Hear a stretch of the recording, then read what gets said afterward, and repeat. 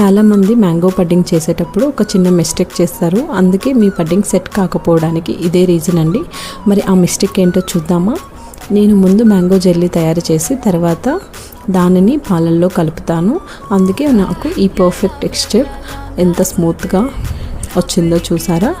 ఇంకా మిస్టేక్ ఏమిటంటే జిలాటిన్ వేసినప్పుడు ఎప్పుడు హై ఫ్లేమ్లో అస్సలు మనము మరిగించకూడదు. పాలని లో ఫ్లేమ్లో మాత్రమే మరిగించాలి. అప్పుడే మనకు ఆ సిల్క్ ఫినిష్ వస్తుందండి.